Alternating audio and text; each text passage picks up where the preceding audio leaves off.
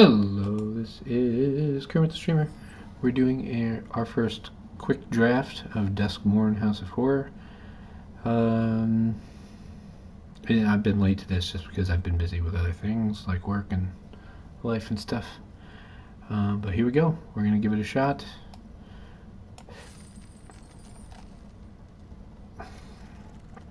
Alright, so we've opened Leyline of Mutation, no thanks. We've got Sheltered by Ghosts. So it's an aura that is an Oblivion Ring. It gives your creature lifelink and ward 2, which is not bad. Not bad at all. Withering Torment, fine removal spell.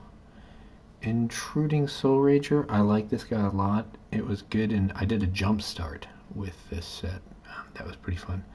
And this was a good card in that deck. It was a room deck, basically. Saw is okay. Friendly Ghost, good for the Survivor decks. Possessed Goat is a card I really like. At least the idea of. Don't make a sound. This kind of counterspell has been a lot better in the last few iterations. And the nice thing here is if they can do the thing, you get to Surveil, which makes it not a total loss. These two cards, Cracked Skull and Give In to Violence, not exciting unless you're already doing something. Impossible Inferno seems pretty good, but I'm not going to start with a 5-drop removal. Wary Watchdog is decent, and I hate to say it because this pack does not excite me very much, and Wary Watchdog is definitely the highlight, I think, of this pick. Glimmerlight might be okay. It's certainly the most sort of versatile card in this pack, but I think Sheltered by Ghosts might be the pick here. Because honestly, if it were between Possessed Goat and Sheltered by Ghosts, I think the Ghost wins every time. I'm not going to start my draft by picking a 2-color card, even though it is a supported color. You just don't know that you're going to have the rooms deck until you're partway through. And Glimmerlight and Wary Watchdog, they seem like just underpowered first picks. So in a case where I've got pretty much 4 or 5 underpowered first picks, I'm going to take something that is removal and that does do something this set wants to do, which is make enchantments. And an aura that gives your guys ward is okay, especially when it gives the accompanying ability of lifelink, which just gives you the ability to maybe hopefully outraise the opponent in some way. So we'll try that. I'm not like dead set on thinking that was like the best pick or anything. Patch Plate thing's interesting. It's a 2/1 first strike for 3, unless you find some reanimation shenanigans, which they are aplenty in this deck, or in this set. Glassworks I like.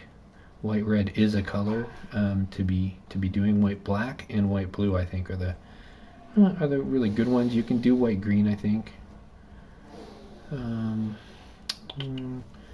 Scrabbling Skull Crab mills. So whenever you do room stuff, you can mill 2 cards. I don't think that's realistic here. I mean, the thing where this gets crazy is that you can double dip on this. So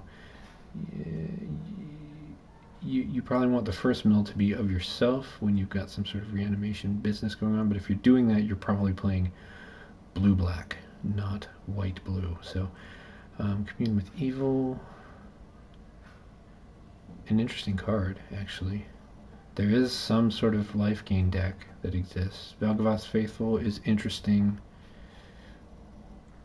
but I don't think it's a good second pick. Living Phone is okay, probably for like a red-white deck. Erratic Apparition.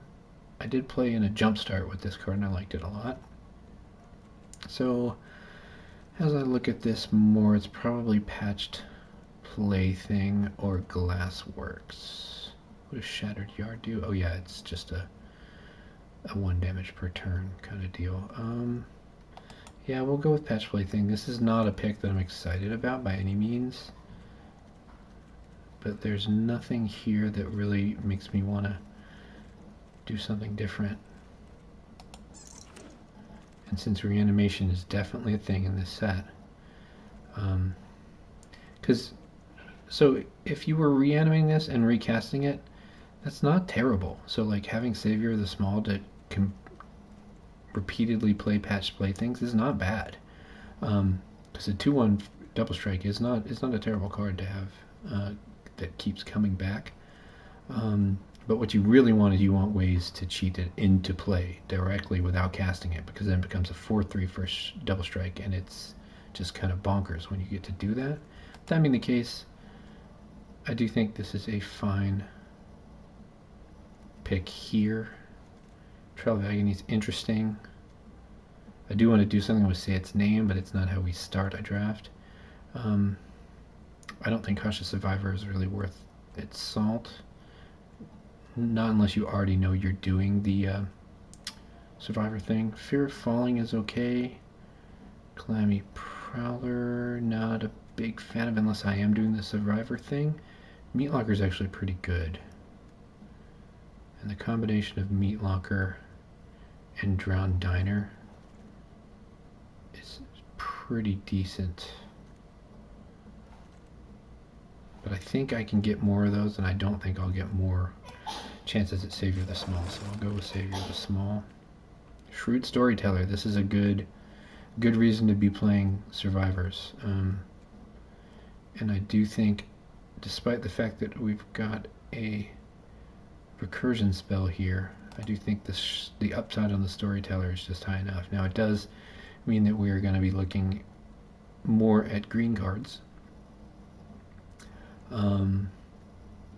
But I think if we're going to go the Survivor route, then white-green is not a bad place to be. And that being the case, Edge Cornfield becomes a really good thing to grab here. The plane cycling isn't terrible. This White Watchdog now isn't terrible. Another Savior of the Small is welcome.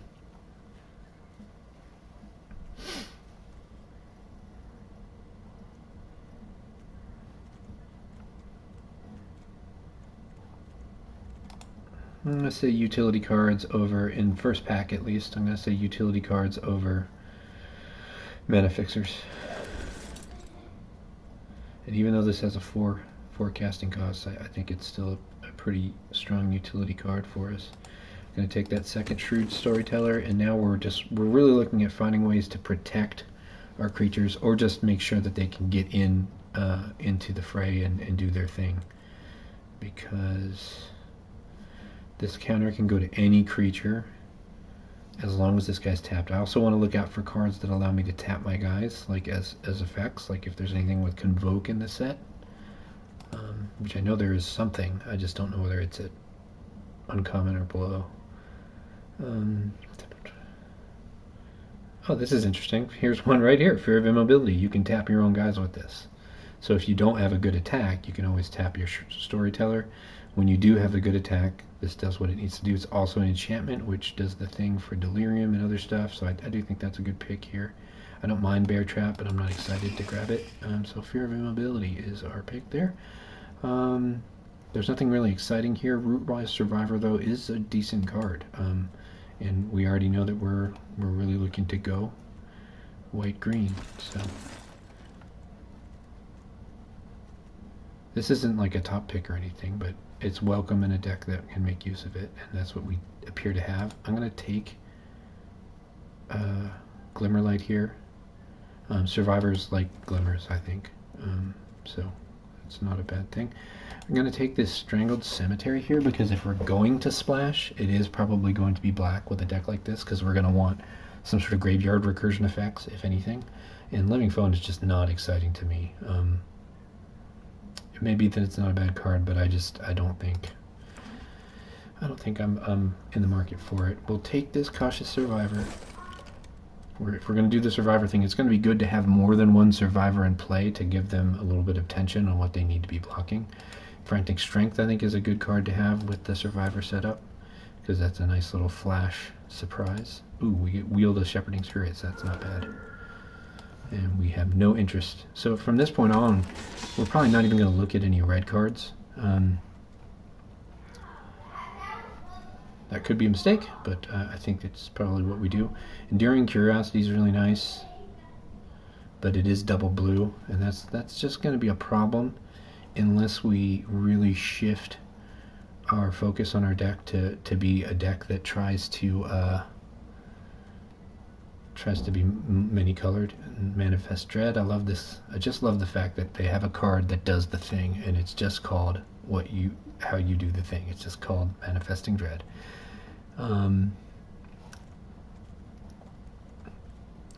But what do we pick? Flesh Burrower is annoying. Manifest Dread's not bad. Abandoned Campground's okay if we do end up needing a splash blue, but really, I don't think that's where we go. Under the Skin.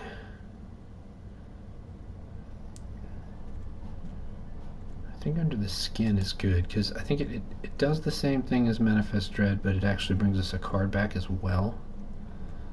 And that's going to be a thing that's important. What does Rickety Gazebo do? Makes us have a mill deck. Yeah, I don't think white-green is a color that really cares about Delirium. Now, we could end up proving ourselves wrong, but for now, I think with what we have, I think Under the Skin is the best thing to take. Leyline of Hope. Interesting. I do think this is one of the ley lines that when you have a certain type of deck, a white-black deck, it's a good deck to. It's one of the only ley lines that I would ever consider even running. Break Down the Door. Either has a target or it manifests dread for 3. That's slightly beyond cost. See, this is. I think that Under the Skin is good, is because we're getting something else and we're also manifesting. This we would just be manifesting, so that's kind of like the lose scenario. But this set, you're probably going to be killing an artifact or an enchantment. Acrobatic Cheerleader is neat. I do think it's probably more of a white-red card.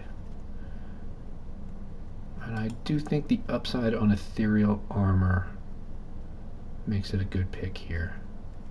I think that's what we're going to have. I think we're going to have a deck that tries to have a lot of things that have some enchantment that are looking towards being enchantments. Seas from Slumber, fine. Grasping Longneck. I don't personally like this card, but it is an enchantment, and it does block flying. Slavering Branch Snapper actually is a fine card, so it's basically down to these two. I do like Nowhere to Run a lot. Drag to the Roots.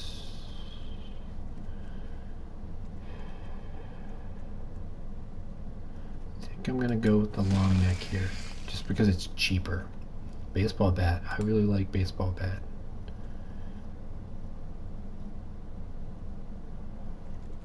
Yeah, so we're gonna. I think Baseball Bat's gonna make us try to be going very low to the ground. Baseball Bat helps us get our survivors in. Jump Scare can also help with that process. So yeah, we're definitely gonna go all in on survivors. We might want these Brood Spinners. Yeah, the Brood Spinners are interesting. They are a good thing to splash for. Horde Vigor is good for doing the whole survivor thing. I'm going to go ahead and try the Brood Spinner. Cold Healer, Cautious Survivor, Living Phone.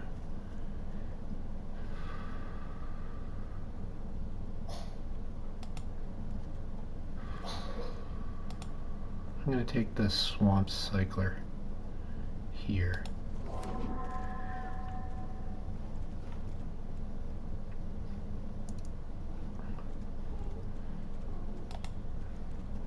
I don't think this is a good card here. It's just the only thing I think I can really take. I don't think my deck wants to play Appendage Amalgam, even though it is an enchantment. The Chandelier probably won't be making the cut.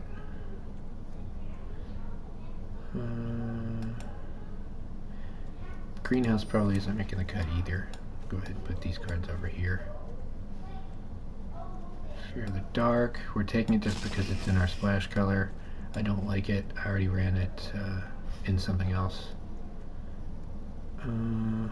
This would be an okay splash card. Drag to the roots.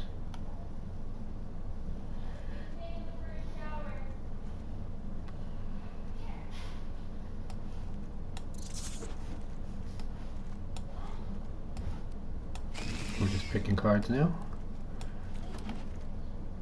Unholy Annex, what do you do? Whew! That is a cool card, I really like it. I could splash that. Balustrade Worm is just really good.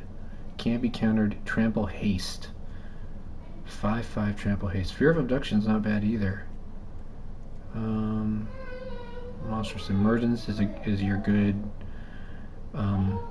bite spell that you don't even have to have a guy in play. You can use a card from hand, which is really interesting. Trapped in the Screen is okay. You know, it's our Oblivion Ring. It's got ward. Haunted Screen. This is the card that I was talking about. It's a black and white TV, but if you give it a little bit of blood, it'll give you color. And then it can become this big scary ghost at the same time. So Balustrade Worm, pretty clear here, I think. You know, Trapped and Emergence are the other ones. Fear of Abduction is not bad either. You do remove one of your own things as well, but I just think I've been beaten by this in some test games that I've played, and it stomps.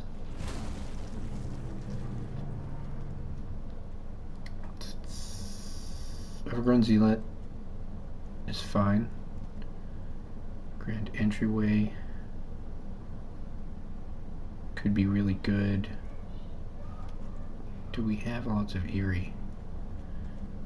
I don't really see it. Default Crypt is okay. We do have enough. We already have some amount of graveyard interaction that could make it work. And I think it's a fine splash. It's just whether or not something else that's already here is just better. Fear of Abduction is probably that thing that is just better.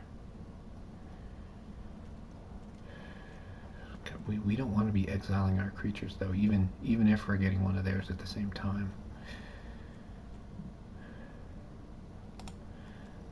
I'm going to take the bold pick and take the Default Crypt and the Cadaver Lab. Could be wrong, but it's definitely, in my opinion, it's the most interesting thing I could do. We'll take another Brood Spinner.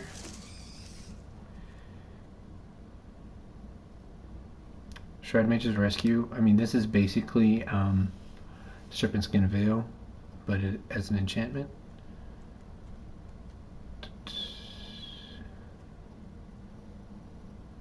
Anthropede's okay. Spineseeker Centipede is interesting. It fixes our mana, and it does a thing. I just don't think it's that great a card. I think I'm going to take the Rescue.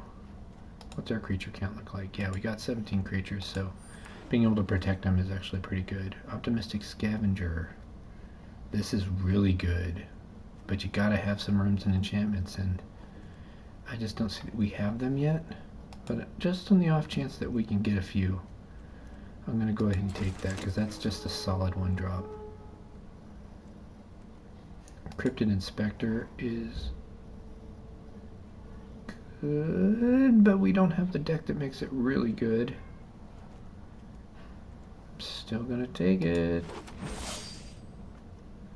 Vigilance is actually decent. Take another patched play thing and not be thrilled about it. Another Fear of Immobility. That I'm happy about. It's just a 5-drop and we're really high on things. Destroying is not as good, but it does get tapped creatures at instant speed, so I do think that that matters. Found Footage, Haunted Screen. Haunted Screen does help us get our double casting costs.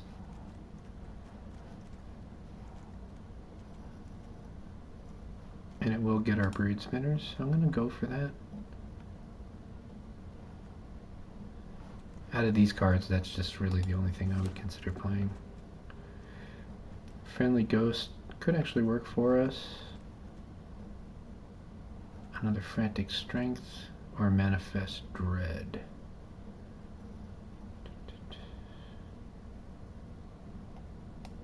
I'll try the Manifest Dread. Emerge from the Cocoon. That's a reanimation spell for us, so we are looking to try and like early game land cycle, I think. Anthrapede, not probably making the final cut. Let's go ahead and get rid of these black cards that we're not going to run. And we'll probably not run the Chandelier either. Don't think we need the Greenhouse or the Gazebo. We'll go ahead and take another Spectral Snatcher. Alright, there is a deck. Is it good? I don't know. I doubt it. But let's see. We'll get down to the right number of cards here, and then we'll move on. Are these insect? They're insect creature tokens. Okay, so they're not enchantments of any kind. Skin gets back a permanent.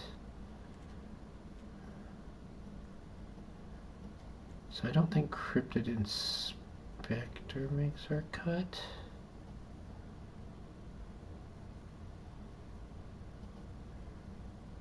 I mean, the baseline on this is it's good anyway. A 2/3 vigilance for 3 is not terrible. I just don't think we got there on the survivor front with this deck.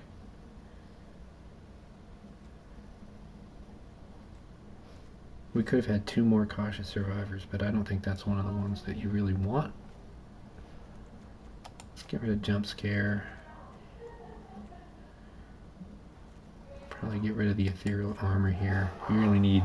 I think that's actually probably a white-blue card.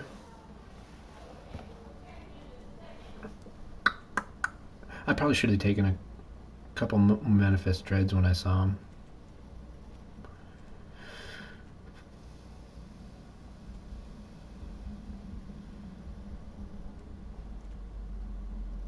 Eerie. So we want our enchantment guys. How many enchantment guys do we have anyway? We have 6 enchantments.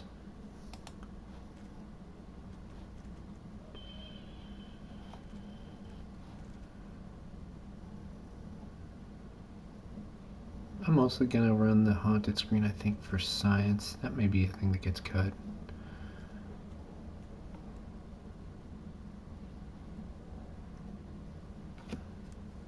See, the thing I like about Emerge from the Cocoon is since you've got so many land cyclers in this set, like there's a good chance that you're going to be able to do this, and it's going to at least get you, you know, 5 toughness. Because almost all the land cyclers have 5 or 6 toughness. And Default Crypt is nice too because you can get back those cyclers for 1 mana. Golly, we just didn't end up with too much removal, I don't think. I don't know. Glimmerlight doesn't make this cut. Oh, but it makes us an enchantment creature.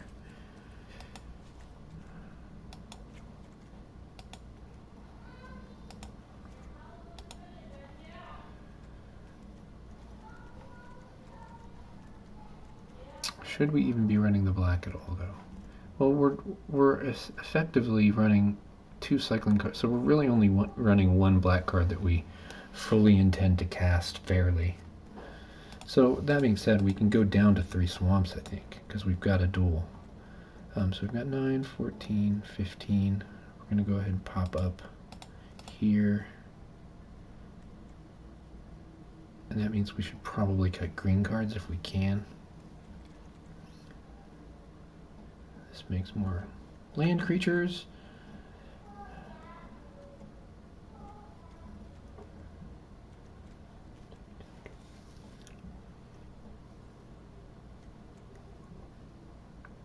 I just don't actually think the Brood Spinners are going to do the thing for us.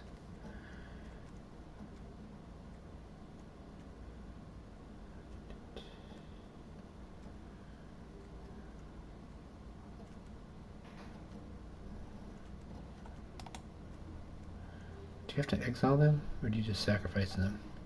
Yeah, but it's 6 mana, so you got to so you basically have to pay 8 mana before you get some 1/1 flyers. You do get to surveil, which is cool. I think this is really for like your self-mill deck, and there was a point there where I could have done the self-mill thing, you know, like thanks to things like Rickety Gazebo, but I don't have enough of the things that would make the game go long for that to really work. So we're getting down to our last few cuts. We've got 16 lands. I do think we can go 2 over because of our land cyclers. So I'm not afraid to run 42 cards. What's our creature count? 16? So we probably don't want to go any lower on creatures. Unless we have to. Alright. Sorry, Haunted Screen. We would need more, I think, acceleration. Like, if we had a deck that had, like, a bunch of those centipedes, I think, that could be a thing. So really, I want to make one more cut here. No, I'm going to go ahead and give this a shot.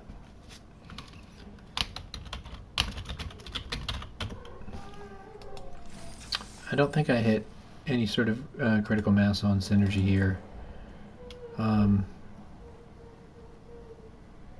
I feel like I must have probably missed like a rooms deck or something really fun, but we'll cut this video here and then we'll come back and play the matches.